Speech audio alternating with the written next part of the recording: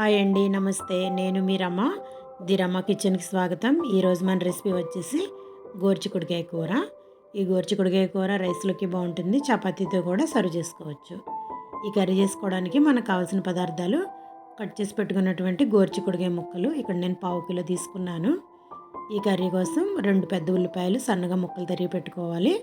పెద్దది ఒక టమాటో, 2 మిర్చి, కొంచెంగా అల్లం వెల్లుల్లి పేస్ట్.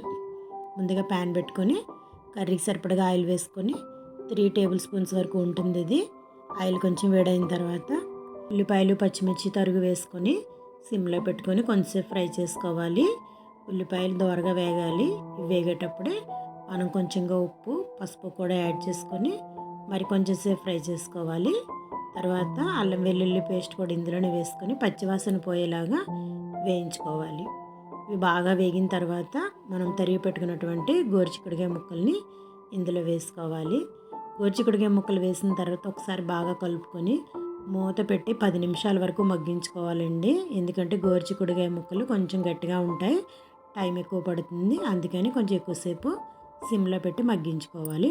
గోరుచిక్కుడుకాయ ముక్కలు బాగా మగ్గిన తర్వాత మనం కట్ చేసి పెట్టుకున్నటువంటి టమాటాలు కూడా వేసుకోవాలి.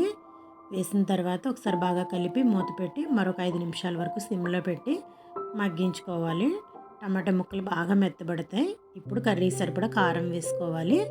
కారం వేసి ఒకసారి బాగా కలిపి ఈ కర్రీలో కొంచెంగా ధనియాలు, జీలకర్ర వేయించి పెట్టుకున్నటువంటి పొడి వేసుకోవాలి. ఈ కర్రీకి ఎక్కువ మసాలా వేయకూడదు, ప్లెయిన్గా చేసుకుంటేనే బాగుంటుంది. చివరిగా కర్రీ ఉడకడానికి సరిపడా 1 గ్లాస్ వాటర్ వేసుకోవాలి. కొంచెం ఈ కర్రీకి వాటర్ ఎక్కువ వేసుకోవాలండి, ఎందుకంటే ఈ ముక్కలు మెత్తబడడానికి సమయం ఎక్కువ పడుతుంది కాబట్టి వాటర్ ఎక్కువ వేసుకొని ఉడికించుకోవాలి. చివరిగా సాల్ట్ చెక్ చేసుకొని కొంచెంగా కొత్తిమీరతో గార్నిష్ చేసుకుంటే గోరుచిక్కుడుకాయ కర్రీ అనేది రెడీ అయిపోతుంది. ఈరోజైతే నేను చపాతీతో సర్వ్ చేశానండి. ఈరోజుకైతే ఇంతే. మరిన్ని రెసిపీస్తో ది రమ కిచెన్లో మళ్ళీ కలుద్దాం అండి. బాయ్ అండి.